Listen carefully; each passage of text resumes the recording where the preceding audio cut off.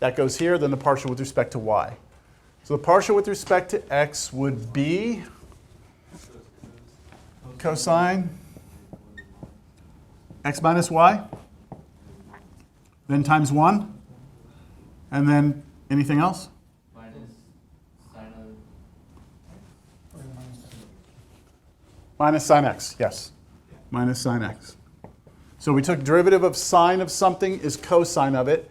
Derivative of the inside with respect to x is just 1. Then minus, well, plus the derivative of cosine, which is negative sine.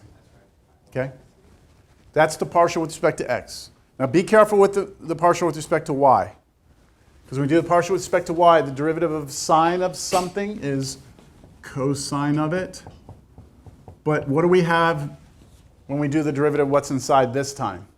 We get negative 1, right? Not positive 1. So we have a negative 1 here. And then we take derivative of this, but with respect to y. So that's really just a constant, right? So it's just 0. So that's it. That is our gradient. Pardon? Yeah, we can just put a negative in front of that cosine. Questions on that? Okay, that's the gradient vector. The gradient vector is generic, isn't it? I mean, it's a function, it's a formula, right? In order for me to now say, all right, I'm sitting here, I'm on the surface, what direction do I point in? I have to tell you where I am, right? Where am I? I'm at 0, 0. So if I just plug 0, 0 in here, 0 for x and 0 for y, I'm going to get a numerical value for that gradient, aren't I? And that's the direction I point in.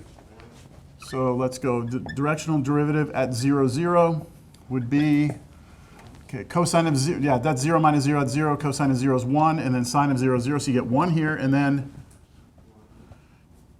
1 here, right? This cosine of 0 is 1, then negative, so negative 1? 1, negative 1.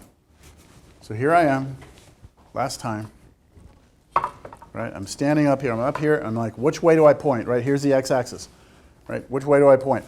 Well, I'm supposed to point in the direction 1, negative 1. So looking from the top, if this is our x, this is our y, the vector 1, negative 1 is to the right 1, down 1, right? And it's the vector that goes like that. Where's that here? Whoa, shit, the whole thing moved. Okay, like this. It's right there, right? It's this. Promise you, if I take a step out right here, that's the maximum rate of change. If I go any other direction, I may have a rate of change, but it's not going to be as big as me pointed that way. Okay? And so, but I wanted this answer as an angle.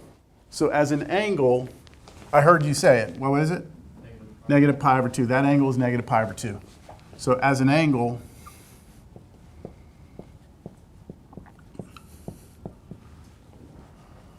negative pi over 2. It's not pi over 4? Pi over 4, yeah. Sorry, that's my fault. Pi over 4. Thank you. Yeah, because this is, what? This is negative pi over 2. Sorry. Pi over 4, right there.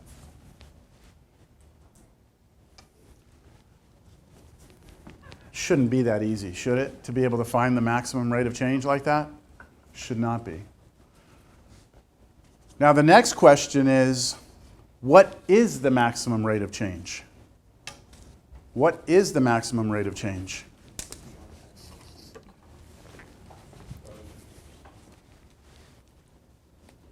What?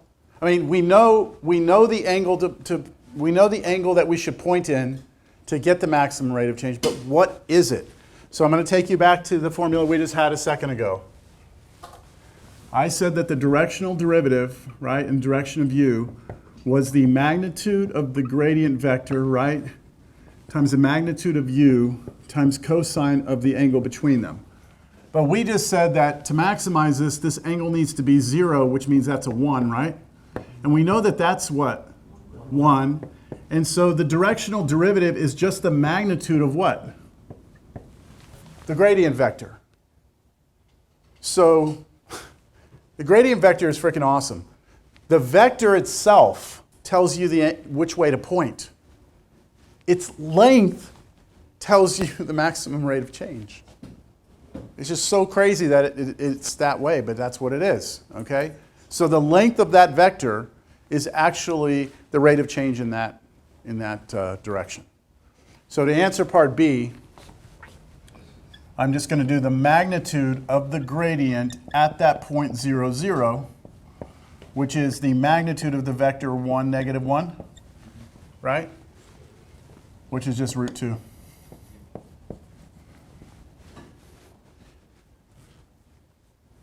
So on this surface, at 0, 0, you go to that point, you're standing there. If I point in any direction other than this, I promise you that the rate of change is going to be smaller than that number, no matter what. Hey, what do you think happens? What do you think happens on this surface? I've already said that if I point negative pi over 4, that's the maximum rate of change, isn't it? What if I turn around and I point this way instead? It's the maximum rate of change, but negative, right? So now imagine that this is a little small steel ball, right? And I set it down, right? And let it go. Where's it going to go? There. The maximum rate of change is going to dictate the direction it goes, right? And as soon as it moves a little bit, right? Now you have a new gradient vector there, and that gradient vector is going to tell you where to go from there, and then there, and there. And that's basically the path of the ball down the surface. You see that? Okay. Now, you have to understand that every time the ball moves a little bit, the gradient vector changes, right? Because the gradient vector depends on the point. But you could trace out the path of the ball down the surface, or trace out the path of the ball, you know, it just keeps following the gradient, well, the negative, the opposite direction of this, keeps following it down. You could turn the problem around the other way if you're trying to climb a mountain, right? And you want to go up the steepest way, you just follow the gradient vector up, right? Make sense? What if I find the gradient vector and then just find a vector that's orthogonal to it and just keep following that vector? What do I do? And think about the person. Think about a person climbing up a hill. Like this is a surface, right? If I follow the gradient vector, I'm going to follow it up the steepest descent, right? What if instead I find the gradient vector and then I find a vector orthogonal to it and I just follow that? Not shallow, it's going to be, what is it going to be? Am I going to go up? I'm going to just follow what we call a contour line. It's going to stay at the same elevation the whole time. Make sense? Yeah, 90 degrees. Exactly. So, anyways, all right. The gradient vector is a big deal. Okay? At the end of this, if you're going to take anything away from it, the gradient vector is a big deal. It's a simple thing. In theory, it's a simple thing and pretty easy to calculate. I think we've had a pretty decent time with the partials, right? But what you can do with it is just a little bit, it's like the universe shouldn't work this way, but it does.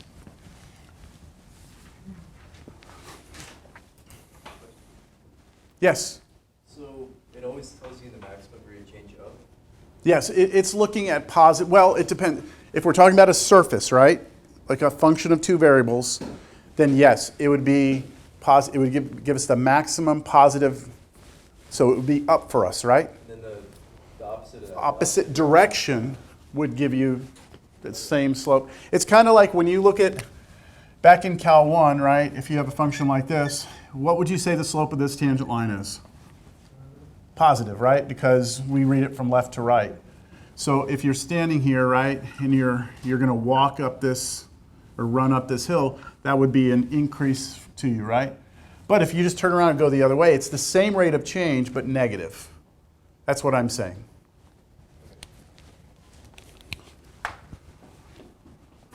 All right, if I give you a function of two variables, find the direction as an angle of the maximum rate of change, and then find the maximum rate of change at that point. Try this one yourself. I'm going to go get a drink. Okay? It's the same problem as before, right? See if you can calculate. It shouldn't take too long because those partials are not that bad.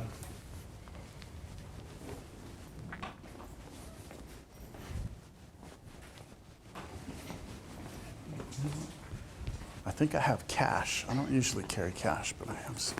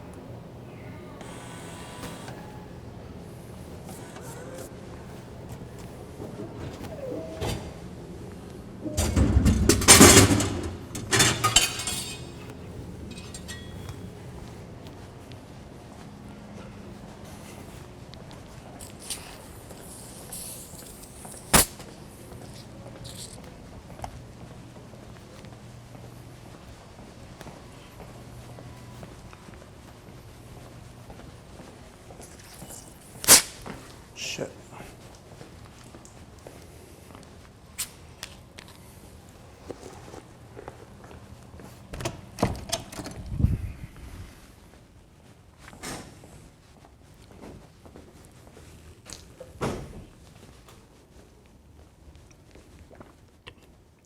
Are y'all running into any issues that are different from the last one, or is it pretty straightforward?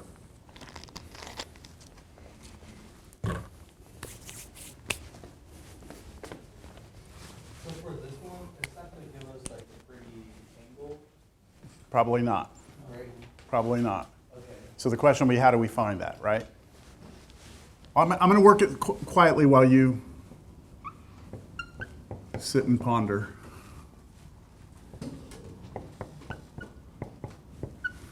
Is that what y'all got?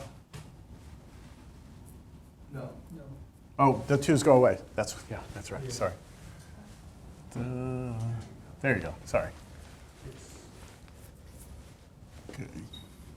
So for part A, we want the gradient. What? I don't know why I put that there. Sorry. That's just gradient. That was supposed to be equals.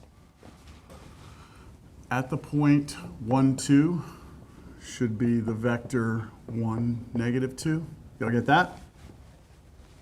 Yes. Okay. Now you got to figure out the angle for that, right? So I would draw it.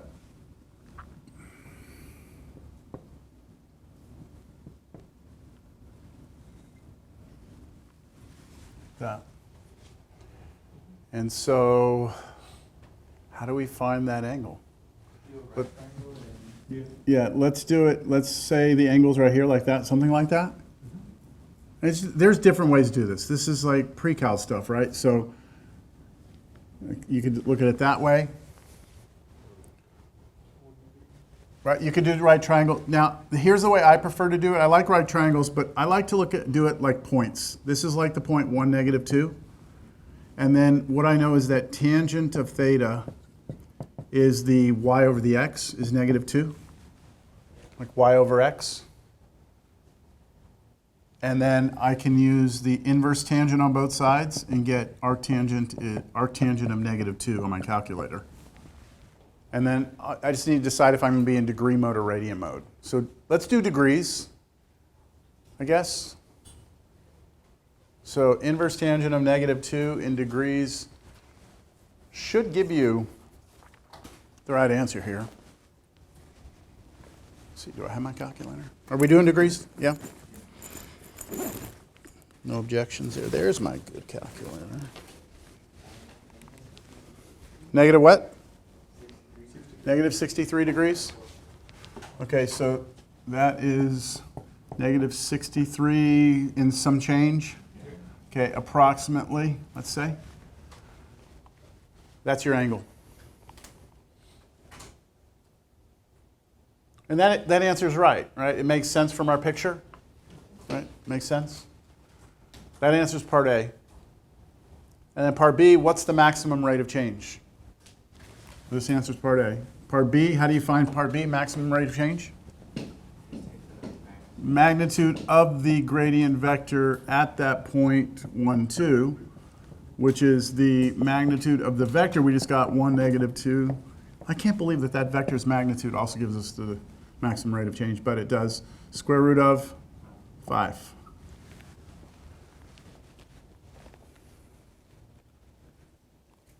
Hey, yeah, it is. It's like not only does it give you the direction, right? Not only does it give you the direction, it also gives you the maximum rate of change. Just as a precaution to you, what if our gradient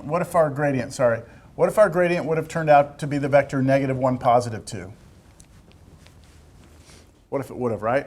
If we draw that vector, negative 1, positive 2, we're here, right?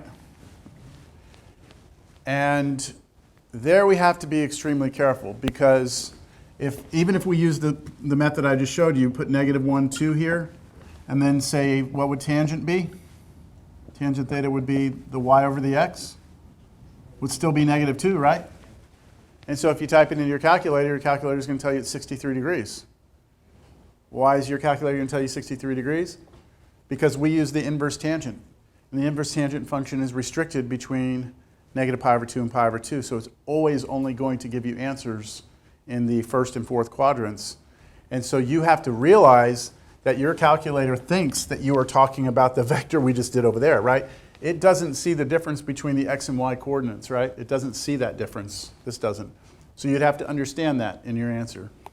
So you'd have to say, okay, well, I know that it's the negative 63, but it's 180 degrees on the other side. So you just add 180 to it or subtract. Just be careful. That's all. Solving for theta. When you solve for theta, you take inverse tangent on both sides. And the inverse tangent of tangent gives you theta. The inverse tangent of 2, well, you get your calculator. But when we brought the inverse tangent in, as soon as we implemented the inverse trig function, we had domain restrictions.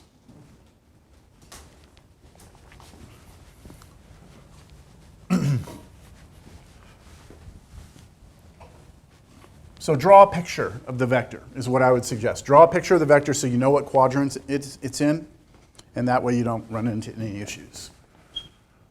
All right.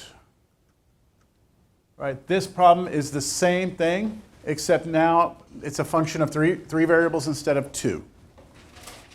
Right, see x, y, z in there? But same thing.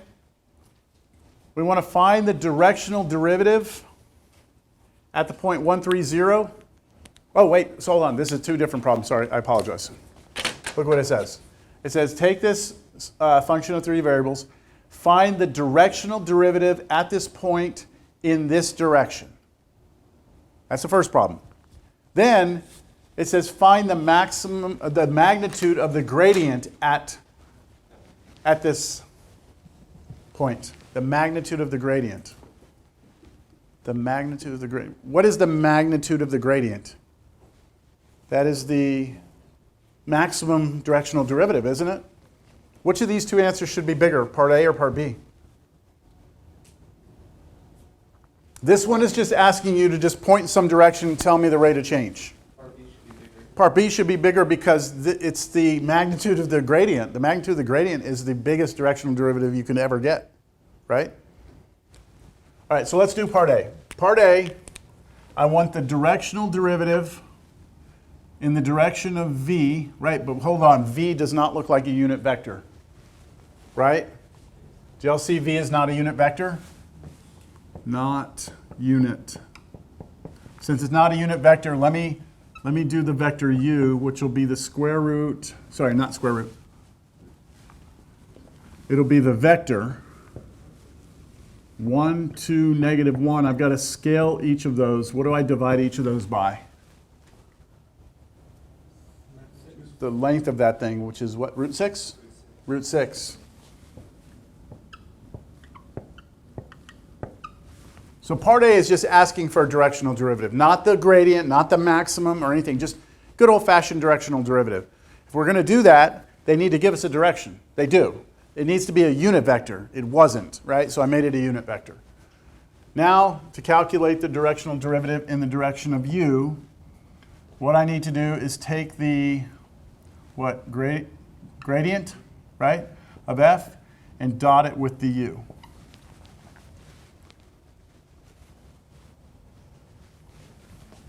What's the I need the gradient, right, of f? So it's the partials. What's the partial of that with respect to x? Sine of y. Sine yz. That's it, right? Okay, what's partial with respect to y? xz cosine yz. That's already cleaned up, right? The x comes for the ride because the x is a constant now. Derivative of sine of something is cosine of it, so here's cosine of it. And then derivative of what's inside, treating y like a variable and z like a constant. So you get a z to pop out, and we just put that z in front next to the x. And I think this next one's going to be very similar, right? It's going to be x, y, cosine, yz. Close it, vector, boom. There's my gradient vector. That vector contains so much freaking information in it, right? It's so, but I'm not using it to maximize anything for part A. I'm just saying, okay, now what I need to do is figure out what the gradient is at the point they're giving me. What's the point they're giving me? 130, right? 130. Let's see what that is. Plug in 130. So here, fortunately, it's 0. Sine of 0 is 0, and then here, 0 again? Is it 0? Hold on, I think this last one's not 0. Cosine of 0 is 1. It's 1 times y. 3. There you go.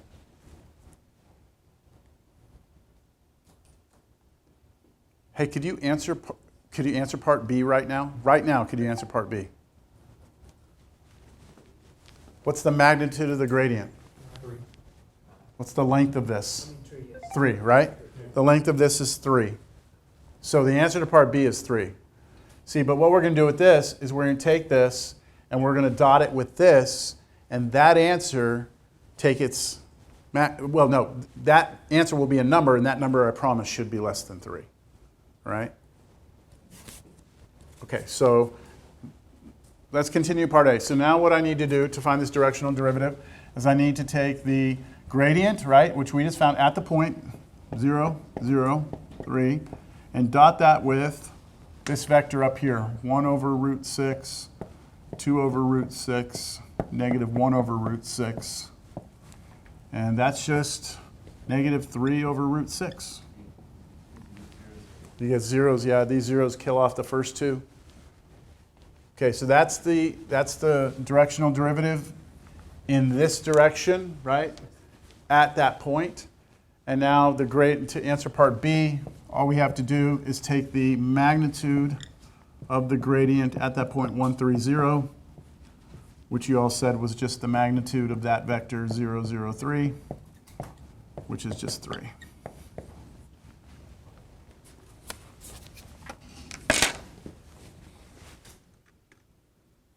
Which should be larger was the last part of that. We already said should be part B, right? Any questions there? All right, the last part of this section is something that we talked about earlier, but now we have a final kind of equation. I told you that we would discuss this later. So remember we were finding equations of tangent planes to surfaces. This is a new formula for finding the equation of a tangent plane, but we no longer have the restriction that we have to be looking at a surface. We no longer have to have z equals f of x, y, right? So you do not have to be looking at something like a sheet floating in the wind. It can be any surface in three-dimensional space, including a sphere or an ellipsoid or any of our surfaces that we've seen. So the formula goes as follows. If you're trying to find the equation, right, of the tangent plane of a surface, First, you have to be given an equation that contains 3 variables. An equation, no longer requiring the f of xy. Any equation containing 3 variables. That's the day, remember when I was like, this day's going to suck, we turned the lights off and I showed you all those different surfaces, right? That's what we're talking about. Give me any surface, all right? If I want to find the equation of the tangent plane at any point, you have to give me the point first, right? Give me what point you're talking about. I'll go to that point on that surface, and now here's the equation of the tangent plane. Look at it right here. This right here, and this right here are the A, B, and C from the generic formula for a plane. Remember, that's the normal vector, isn't it? Yes. Yeah, that's the normal vector. So this is like the A, B, and C. And do you see that those are just the partials, right? The partials of F. What's capital F? Capital F is whatever your equation is with everything with variables moved to one side and any numbers just left on the other. So whatever this capital F is, you take the partial with respect to x, evaluate it at that point you're given. Take the partial with respect to y, evaluate at the point you're given. Partial with respect to z, evaluate at the point you're given. And if you do that, you will have your equation. Super nice, super simple. You just got to be able to calculate some partials. And then it goes on to say, hey, by the way, notice that this creates your normal vector, right? So you could look at the gradient as being the normal vector of the plane, right? The ABC, that is a vector, is the normal vector of a plane in general. But our A, B, and C is just the gradient vector. That's all it is, right? Okay, let's do an example. So what you see here is an ellipsoid. Here it is. There's your little ellipsoid, right? And I'm giving you some point that's there in black. It's kind of hard to see it there. Looks like it's in the middle of it, but it's right there on the surface. I'm giving you that point. Okay, here's the equation. I'm going to make that bigger so you can see it better. Whoa. Whoa, I think I overdid it there. There we go. So there's the equation of the ellipsoid, and there's the point. And what we want is the equation of the tangent plane right there at that point. Okay? So first thing I'm going to do is figure out what capital F is. So I look at that equation, and I already see that I've got all my variables on the left, and I've got some constant on the right. So capital F of x, y, z is the left side, which is x squared over 9 plus y squared plus z squared over 25. And now to find the equation of tangent plane, I need the gradient vector, don't I? So let's get the gradient vector. The gradient vector is actually the normal vector. Are you kidding me? The gradient vector tells you the direction of the maximum rate of change. It tells you the actual, if you take its length, it's the maximum rate of change. And it happens to also give you the normal vector of the plane that is tangent at that point. That's, wow. Yeah, it's so awesome. All right, so we want the, not the gradient of little f, sorry, gradient of capital F. And it will be, oh, this should be a straightforward gradient, no?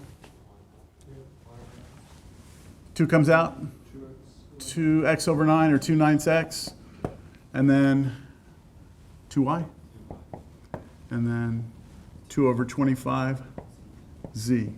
That's your gradient vector. Now, I need that gradient vector evaluated at the point. Let's see, the gradient vector at the point -3, 4, 5 would be the vector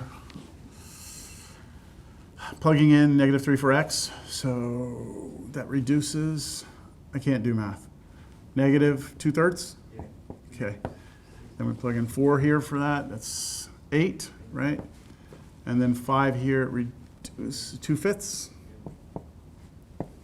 So that's just plugging in -3, 4, and 5 respectively for x, y, and z. Okay, that's my gradient vector, but that's also the normal vector of the plane, right? It's a normal vector of the plane. So here comes the equation, sorry, the normal vector of the tangent plane, I should be specific. So here's the equation of the tangent plane. It is negative 2/3. X minus x naught, negative 3, so plus 3. Then plus, now the next component of the normal vector. 8, y minus 4, and then finally 2/5 z minus 5 equals 0. That's the equation of the plane.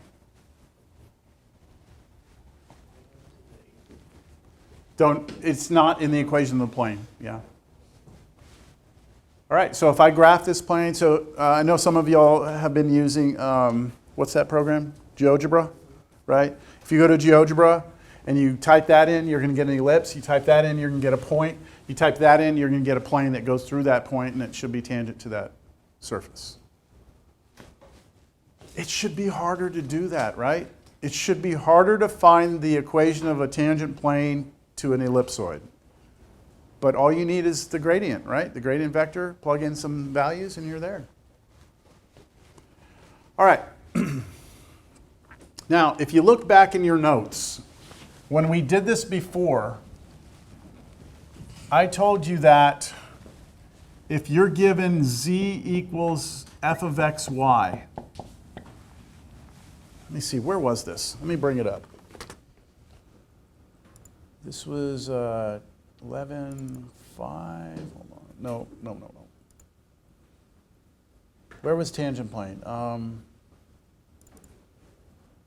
Partial derivatives. Here we go. No.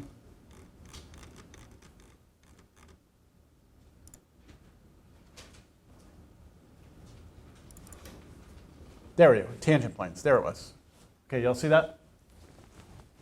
Remember me giving this to you earlier? Last week, week before? I said, hey, if somebody gives you z is f of x, y, we know that that's a surface, right? Like a sheet floating here. And they give you some point, right? Some point on that surface. Then here's the equation of the tangent plane, right? And I said, okay, this partial of f with respect to x at that point, partial of f with respect to y at that point. And then I said this was negative 1. I said it'll always be negative 1, but don't worry about it. We'll see why it's negative 1 later, okay? So what I'd like to do is explain to you why that's negative 1 now. Let's go back to z equals f of x, y. And let's use what we just learned in the formula just a second ago. What we're supposed to do is we're supposed to move all of this over to one side, okay, and get it equal to a constant. So let me do this. I'm going to move the z over here. 0 equals f of x, y minus z, right? This right here, I'm going to call this my capital F of x, y, z. See? It's some equation that contains x, y, and z in it. And now, let me do the formula we just learned. What is the gradient of this f? Well, it'll be the partial of that f with respect to x, partial with respect to y, partial with respect to z, won't it? Okay.